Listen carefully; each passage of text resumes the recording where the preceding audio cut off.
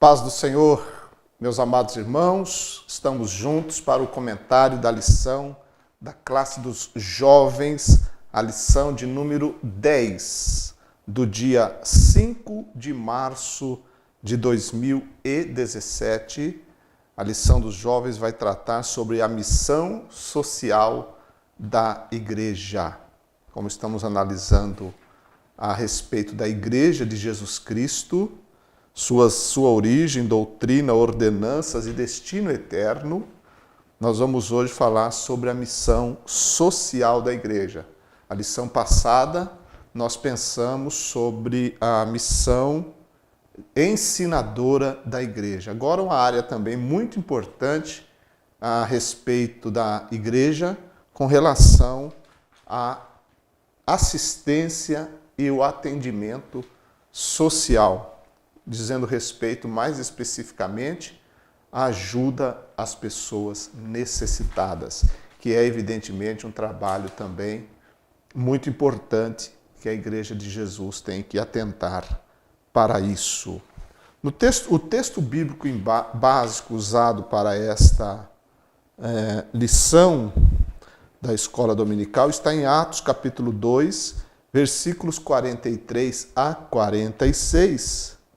E eu faço uma ênfase aqui ao versículo 42, onde está escrito: e perseveravam na doutrina dos apóstolos, e na comunhão, e no partir do pão, e nas orações. A descrição que Lucas dá da igreja em Jerusalém, a igreja primitiva, é extraordinariamente lindo. O quadro que nos mostra da igreja primitiva, a harmonia, a unidade, o ensino. Que igreja maravilhosa. Claro que tinha seus defeitos, porque onde existem pessoas existem seus defeitos. Todavia, nós percebemos ali uma comunidade de pessoas salvas, nascidas de novo, que estavam vivendo intensamente a sua fé e a sua comunhão com Deus. E percebemos a unidade em todos os aspectos quando Lucas usa a palavra comunhão, no grego koinonia, comunhão. E onde há comunhão, evidentemente existe a assistência, existe o cuidado. Devemos lembrar que esse princípio de comunhão estende-se a toda a igreja. O Novo Testamento trabalha muito essa questão da comunhão. Em muitas cartas, o próprio apóstolo Paulo, ele orienta os crentes com relação à comunhão. A igreja de Filipos, ele diz que as pessoas deveriam sentir todos uma mesma coisa, ou seja, relacionado à comunhão. Ele escreve a carta aos Coríntios, a sua primeira carta, preocupado com as dissensões, divisões e facções que existiam dentro da igreja de Corinto, que prejudicava a comunhão a tal ponto que até a própria a ceia do Senhor também foi prejudicada. Então nós percebemos, além de outros textos, nós percebemos a importância que a Bíblia dá à comunhão. Porque se há comunhão, há assistência. Se há comunhão, há cuidado para com as pessoas que fazem parte da igreja. Versículo 45, que está na sequência, evidentemente, de Atos capítulo 2, o versículo 42 fala da comunhão. O 45 diz: e vendiam suas propriedades e fazendas e repartiam com todos, segundo cada um tinha necessidade. Então veja, nessa descrição que Lucas dá, ele fala da comunhão e logo em seguida também ele fala das vendas de propriedades, do repartir com todos, segundo cada um tinha necessidade. Então, onde há comunhão, há assistência social. É resultado do cuidado dos irmãos uns para com os outros, e evidentemente também no caso da igreja primitiva e também hoje, o olhar atento da liderança com relação à necessidade de atender as pessoas mais necessitadas da igreja local. Ponto 1 da lição fala do cuidado de Deus para com os pobres. Nós encontramos isso lá no Antigo Testamento, na Lei de Moisés, em Levíticos, capítulo 23 e o versículo 22 de Levíticos, nós já temos esse cuidado de Deus para com os pobres. Vejamos lá nesse texto especificamente o que está registrado. Levíticos 23, verso de número 22. E quando cegardes a cega da vossa terra, não acabarás de cegar os cantos do teu campo, nem colherás as espigas caídas da tua cega, ou da tua cega, para o pobre e para o estrangeiro as deixarás. Eu sou o Senhor vosso Deus. Então, isso aqui é evidentemente o cuidado de Deus em relação aos pobres e aos estrangeiros, ou seja, aqueles que tinham mais condições de passar por necessidades e privações. Encontramos também esse cuidado de Deus com relação aos necessitados, inclusive nos livros proféticos. A referência, Isaías capítulo 1, versículo 17. Também encontramos o cuidado de Deus no livro de Salmos, capítulo 12, e o verso 5 está escrito, Salmo 12, verso 5, por causa da opressão dos pobres e do gemido dos necessitados, me levantarei agora, diz o Senhor. Então, o cuidado de Deus para com os pobres também no livro de Salmos. Leis nos profetas e nos Salmos.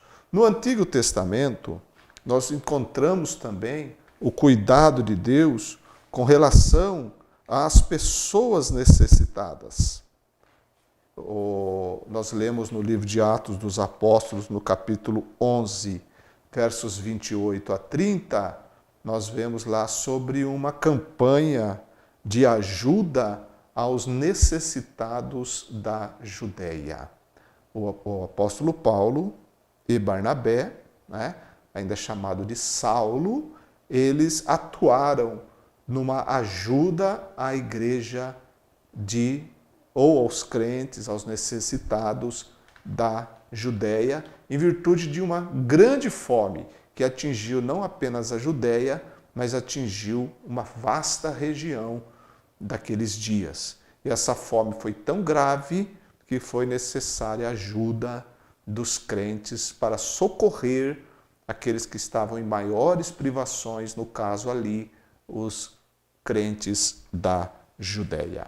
Nós também encontramos no Novo Testamento o caso das igrejas da Macedônia e da Acaia, que ajudaram também os crentes da Judéia. Romanos capítulo 15, versículo 26, nós temos o exemplo dessas igrejas formada na sua maior parte por gentios, que estavam também, ou que socorreram novamente os irmãos necessitados da Judéia.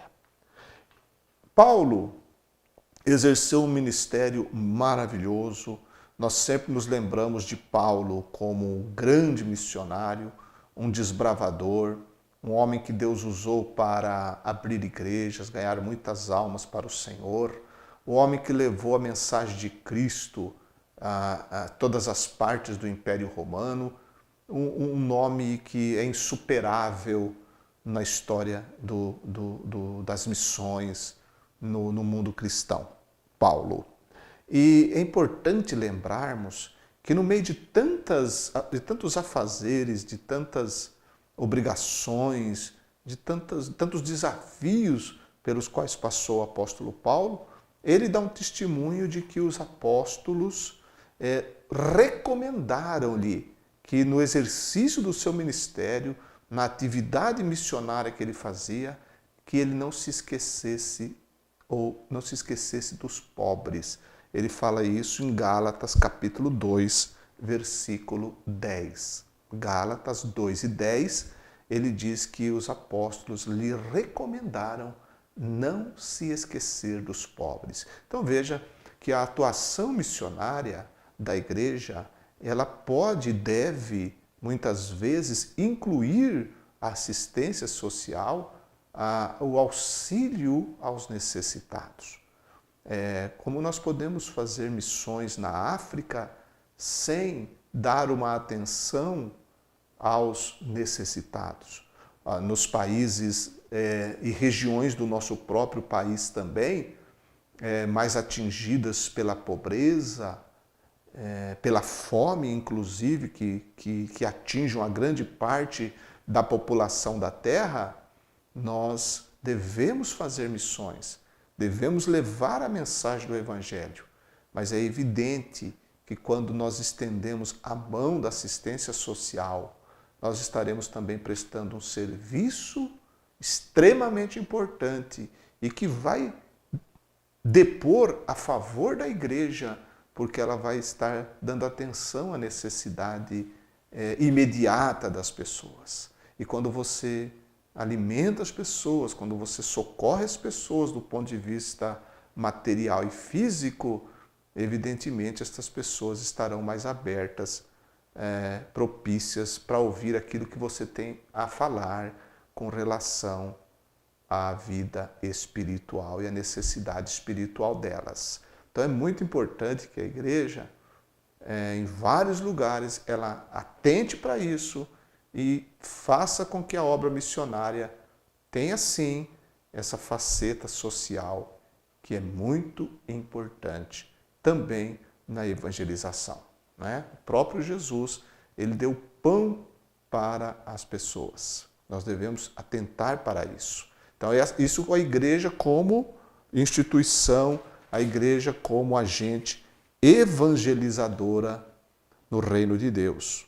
É claro que a missão social da igreja não se restringe apenas a ajudar o pobre, mas também tratá-lo com dignidade. Isso é muito importante, porque alguém pode até dar comida para uma pessoa, mas não valorizar esta pessoa, não tratar bem esta pessoa. Lá na carta de Tiago, no capítulo 2, versículo 3, Tiago traz uma reprimenda, na verdade, uma forte exortação à igreja, dizendo que se no ajuntamento dos crentes chegar um homem rico, ele diz aí a expressão com anel no dedo, com vestes luxuosas, e também chegar um pobre, mal vestido ou maltrapilho, e você disser ao rico, senta-se aqui na frente, disser ao pobre, você fica aí no estrado, você fica aí para trás, vocês estarão fazendo acepção de pessoas, diz Tiago.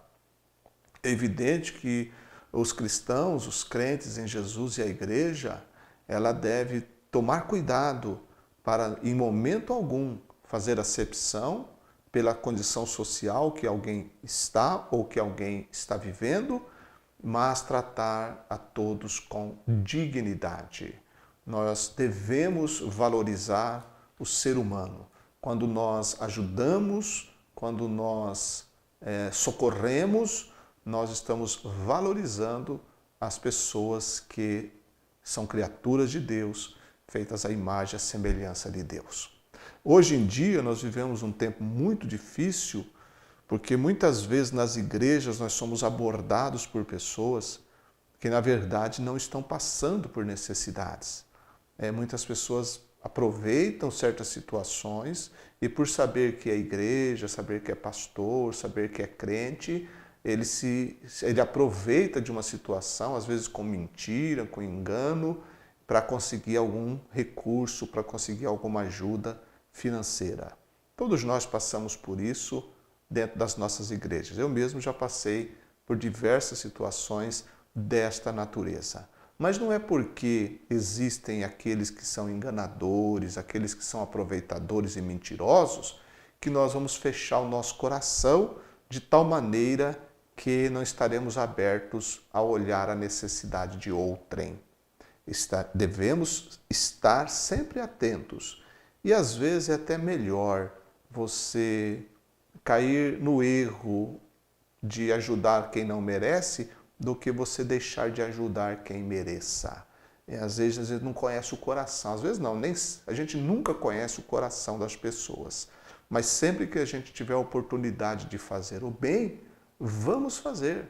Vamos ver isso como uma oportunidade que Deus nos dá de ajudar. Existem os enganadores, os mentirosos, em todas as partes existem pessoas que se fingem de necessitados para explorar a igreja.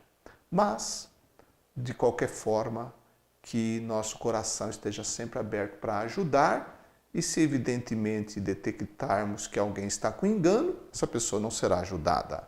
Mas normalmente a igreja, ela, para fazer um trabalho de uma ajuda de forma de um alcance mais abrangente, por exemplo, no campo missionário, é evidente que a igreja vai fazer um estudo, uma análise da situação das pessoas ali para poder investir nessa área.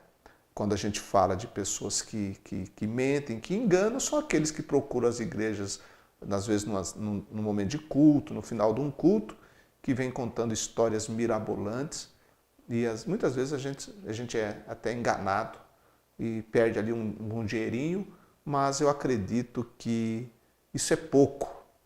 Mesmo que a gente perca com quem não merece, o mais importante é a gente ter o coração aberto para ajudar os verdadeiramente necessitados. Agora, não são os muitos recursos de uma igreja que a impulsiona a ajudar os necessitados, mas seu amor e generosidade. Às vezes a gente pensa, eu tenho que ter para dar. Você sempre terá para dar. Sempre terá para ajudar. Se não tudo, pelo menos alguma coisa, todos nós podemos fazer. É muito comum a gente receber pedidos que nós não temos como fazer e atender na totalidade, mas um pouco a gente sempre pode fazer. Sempre digo que igreja cristã, igreja evangélica, igreja de Jesus Cristo, ela sempre vai estar aberta a alguma coisa. O verdadeiro servo de Deus, a verdadeira igreja, ela vai poder fazer. Se ela não puder fazer naquele caso específico, não quer dizer que ela não está ajudando. Ela não ajudou naquele caso, mas ela está continuamente ajudando. A igreja é uma organização, é um organismo, é uma instituição que está sempre ajudando as pessoas, sempre ajudando. Ela existe para ajudar. Ela existe para isso. Toda igreja cristã, toda comunidade de crentes, onde ela está localizada, ela está sempre ajudando. Evidentemente, existirão momentos que ela não terá como ajudar determinadas situações em virtude daquilo que ela já está fazendo. Isso não quer dizer que ela, por não ter ajudado uma determinada pessoa, numa determinada necessidade, não quer dizer que ela não esteja ajudando no seu papel de auxiliadora, de ajudadora e de socorrer. Ela sempre está fazendo isso. Sempre a igreja cristã está fazendo isso. Então, como eu disse, não precisa ser rico para ajudar. Basta ter amor e generosidade. Em 1 Coríntios capítulo 13, versículo 3, o apóstolo disse que se ele tivesse uma fortuna e doasse toda a sua fortuna aos pobres e não tivesse amor, nada disso seria. Então veja que a generosidade, a ajuda, não é algo que a gente faz porque a gente tem que fazer. A gente faz porque é um resultado do amor dentro do nosso coração. Quem ama, faz. Quem ama, ajuda. Quem ama, estende a mão. Porque tudo que fizermos devemos fazer por amor.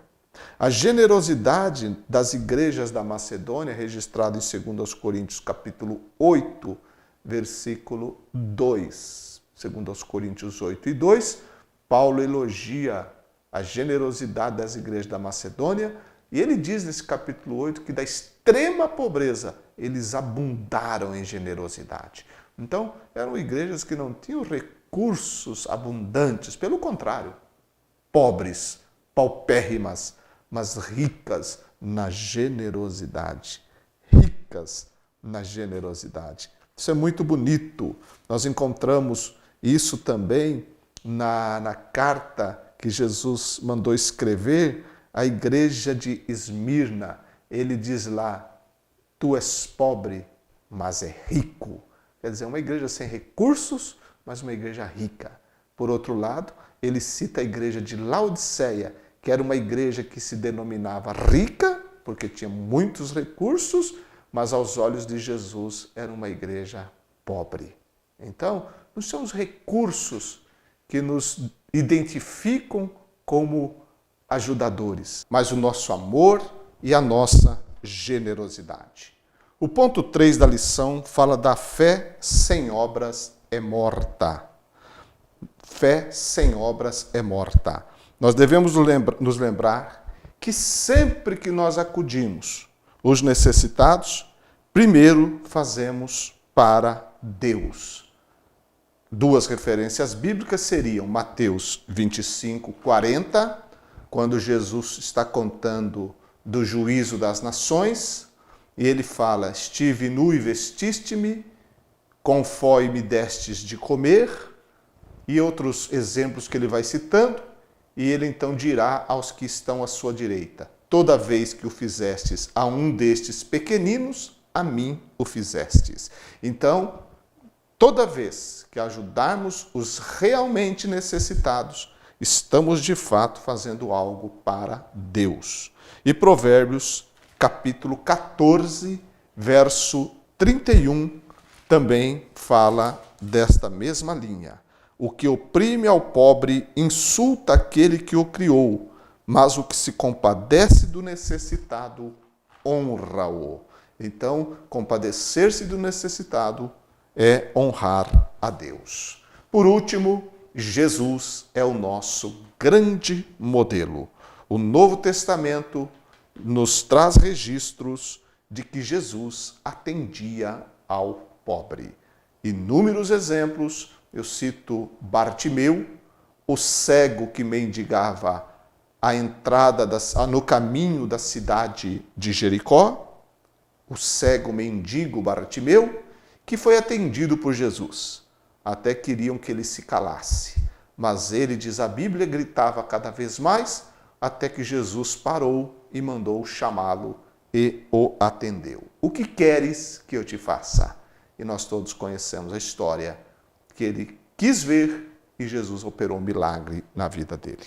Temos outro exemplo, o gadareno, que era alguém em situação de extrema pobreza, naquele momento que ele estava vivendo. Não sabemos a situação de sua família, mas sabemos que a partir do momento que ele foi um homem possesso por uma legião de demônios, ele vivia isolado, nu, numa situação terrível no meio dos sepulcros, e ali, naquela situação de extrema necessidade, Jesus viaja até aquela região, atravessa o mar e atende aquela alma aflita e necessitada. João capítulo 13, versículo 29, dá-nos a entender que até mesmo do caixa que mantinha financeiramente o ministério de Jesus, porque recebia ajudas e tinha um caixa, porque Judas Iscariotes era o tesoureiro, no capítulo 13, o versículo 29, quando está falando do momento em que Judas, antes de sair para tramar, juntamente com os principais sacerdotes, a forma de entregar Jesus de forma traiçoeira para eles, lá no capítulo 29 de João 13 diz: porque como Judas tinha a bolsa, pensavam alguns que Jesus lhe tinha dito: compra o que nos é necessário para a festa, ou que desse alguma coisa aos pobres. Isso aconteceu porque depois de tomar o bocado molhado lá naquele cenáculo, Jesus disse para Judas: o que tem que fazer, faz-o depressa. Tanto Jesus como Judas sabiam o que era, mas os discípulos não sabiam. Então, ao ouvirem isso, João registra que eles imaginaram que Jesus, ao falar isso para Judas, estava dizendo que era para ele comprar alguma coisa necessária para a festa ou que desse alguma coisa aos pobres. Então, se João faz esse registro de dar alguma coisa aos pobres, nós só podemos entender que no ministério de Jesus, até mesmo do seu caixa, ele ajudava os pobres. Então, nós vemos no nosso Salvador o exemplo maior de ajuda de todas as formas e de todas as maneiras, espiritual, emocional e também física e material. Que nós possamos seguir as pisadas do nosso Mestre, recebendo graça do Espírito Santo e amor de Deus, para sempre termos entranhas de misericórdia e compadecer-se e ajudar como igreja e como indivíduos crentes de forma individual também. Um grande abraço para você.